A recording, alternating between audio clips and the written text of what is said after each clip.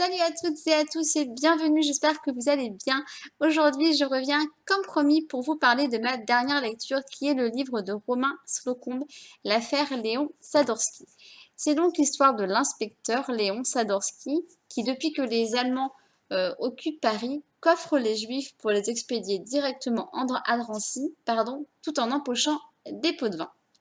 De son côté, la Gestapo va l'arrêter et le transférer à Berlin où il va vraiment suivre une série d'interrogatoires bien, bien durs, bien comme il faut. Enfin, vous verrez, vous aurez les détails.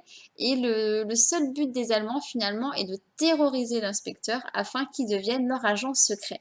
Et ils vont donc lui confier une mission spéciale. Sauf qu'une fois rentré à Paris, il y a une jeune femme qui est retrouvée assassinée, donc hyper gore, le crime. Quand on lit les détails, faut s'accrocher quand même. Et donc, cette jeune femme est retrouvée assassinée et les SS vont confisquer l'affaire à Sadorsky. Donc, lui, d'un caractère très pugnace, il décide de se faire justice lui-même, de se venger, de la venger, en dépit de tous les dangers. Voilà. Là, je vous ai vraiment parlé, comme d'habitude, de la quatrième de couverture. En ce qui concerne mon avis, j'ai passé un très bon moment. On arrive à détester cet inspecteur Sadorsky autant qu'on peut aimer ce livre. C'est vraiment, c'est très très très très bien raconté. C'est hyper réaliste. Ce que j'ai beaucoup aimé aussi, comme dans tous les romans historiques en règle générale, c'est qu'on apprend beaucoup de choses. C'est hyper instructif.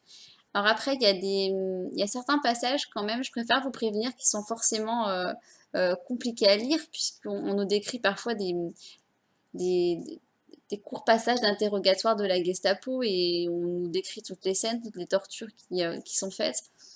Et forcément, ça tord le ventre, surtout quand on se dit que, ben oui, effectivement, c'est arrivé. C'est réel. Donc voilà. Après, le petit point négatif pour moi, c'est que j'ai trouvé que le livre était un petit peu dur à démarrer, un petit peu long, pardon, à démarrer.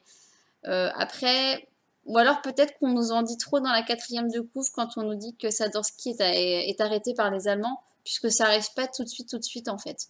Donc j'aurais limite préféré ne pas le savoir et le découvrir dans ma lecture. Voilà, c'est le seul point négatif, donc qui n'a rien à voir avec la plume de l'auteur qui est vraiment belle. Donc là, c'est le premier volet de la série, il y en a 3 au total. Donc je lirai bien évidemment les autres et je reviendrai pour vous en parler.